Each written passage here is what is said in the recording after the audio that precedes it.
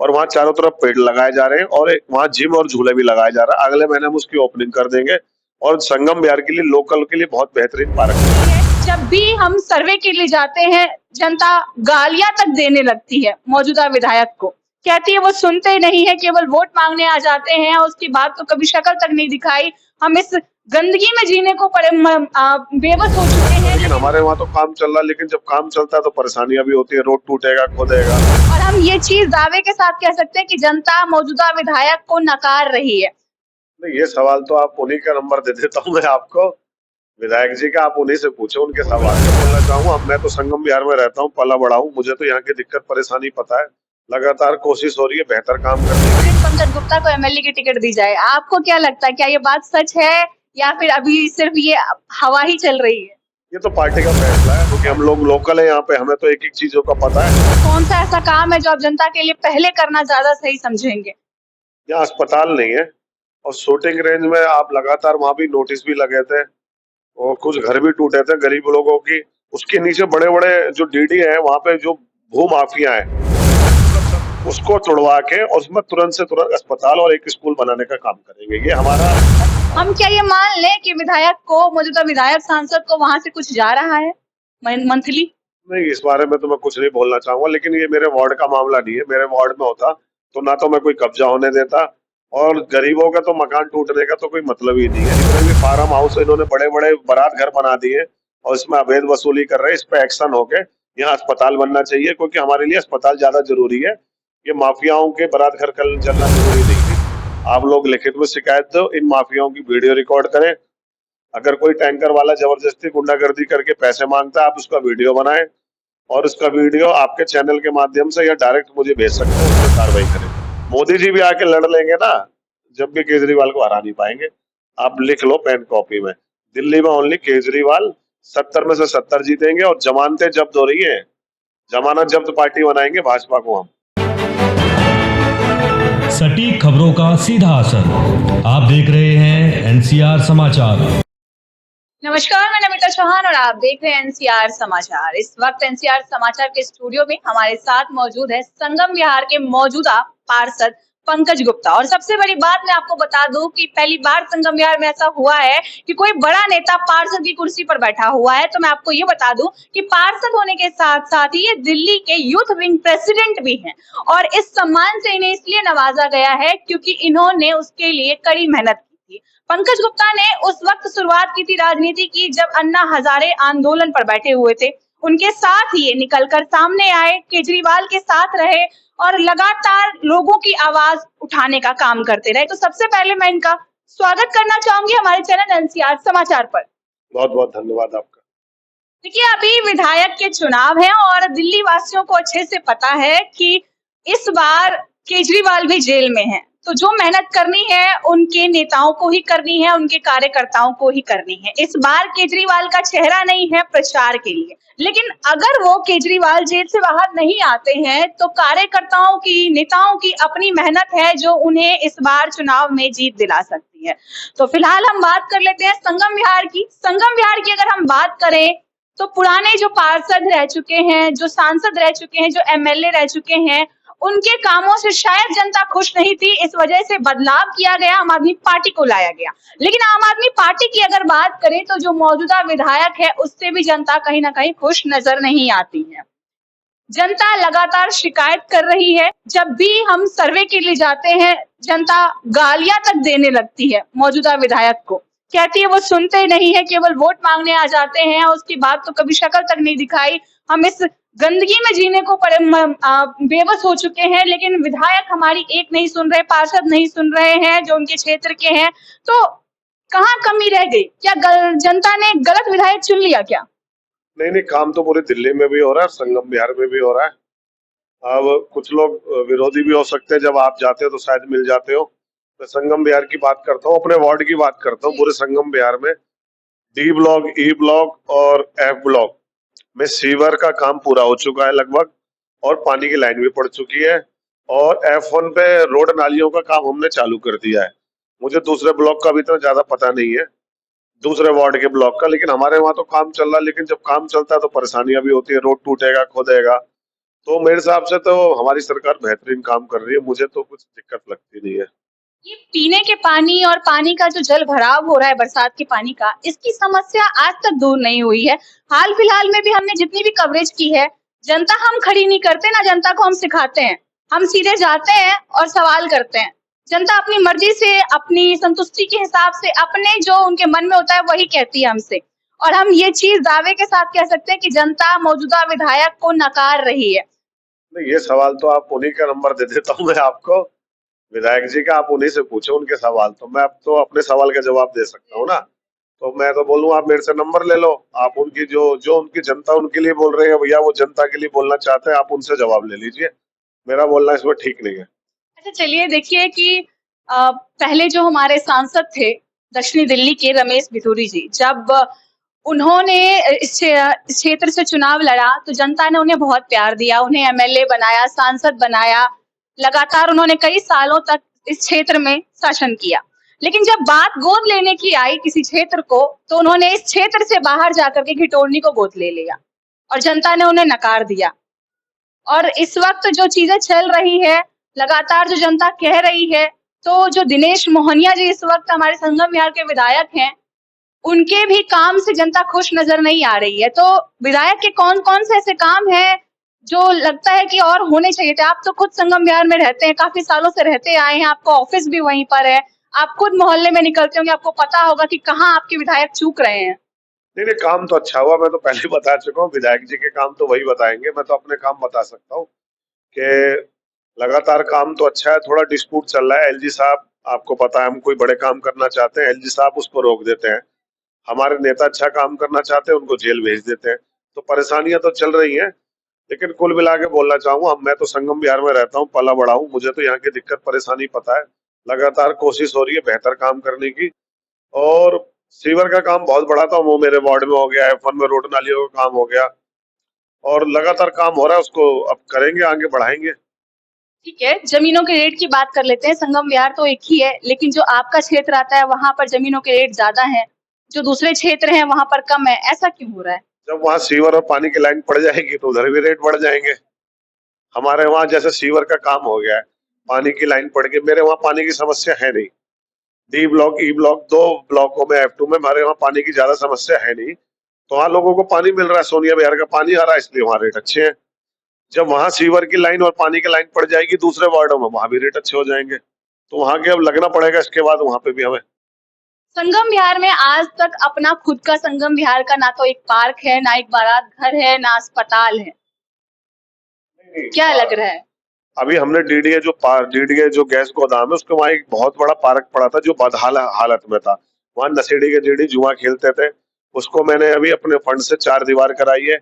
वहाँ पे एक रूम बन रहा है जिसमें कर्मचारी सब बैठेंगे, हॉर्टिकल्चर वाले, और वहाँ चारों तरफ पेड़ लगाए जा रहे हैं, और वहाँ जिम और झूले भी लगाए जा रहा है। अगले महीने हम उसकी ओपनिंग कर देंगे, और संगम विहार के लिए, लोकल के लिए बहुत बेहतरीन पार्क दे रहे हैं। पार्क एमसीडी का है ना, तो मेरी जिम्मेवारी है।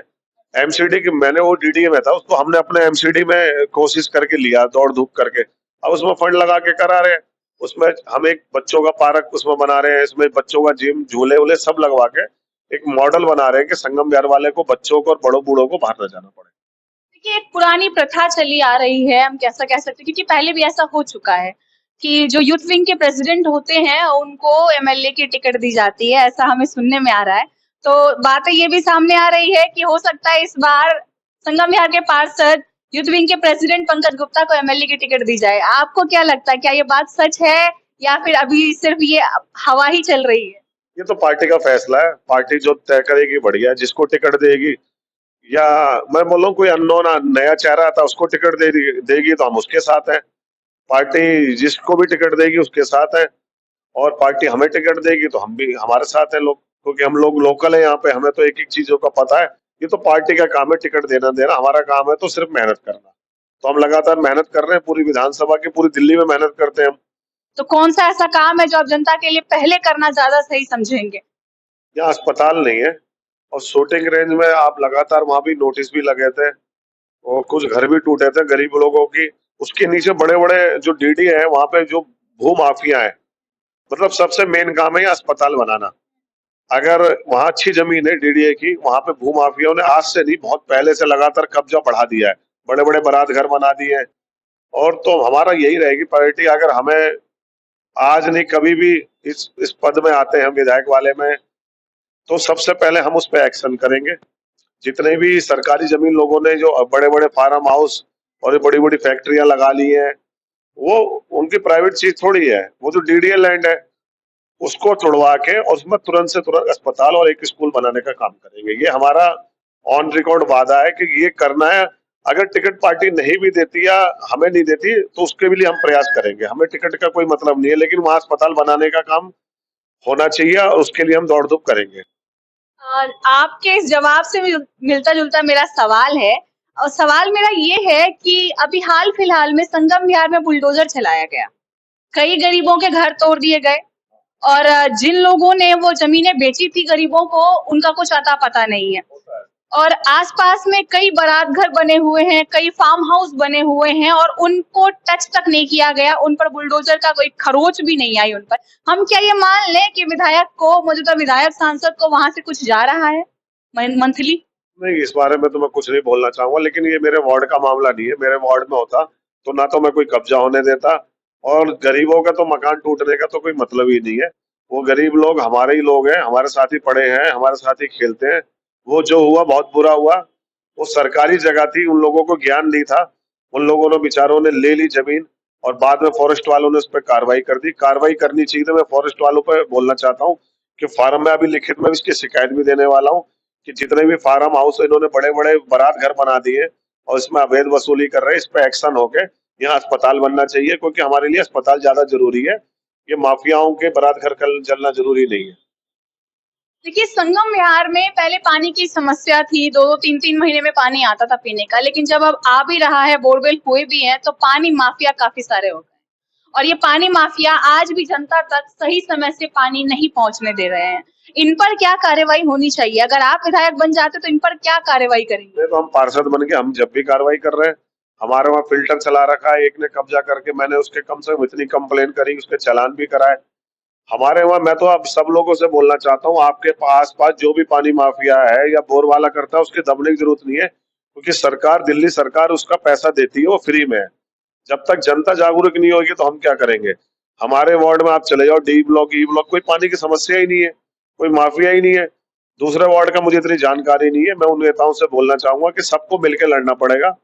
ये कुछ लोग पहले माफिया, वो बाद में बन गए, उन पर कार्रवाई होनी चाहिए। उसमें कोई भी पार्टी का हो, अगर हमारी पार्टी का गड़बड़ कर रहा तो उसको भी आवाज उठाए, कोई दूसरी पार्टी का, उसके खिलाफ भी आवाज आए। पानी तो पुण्य का काम होता है, इसमें माफिया वाला काम तो होना ही नहीं चाहिए।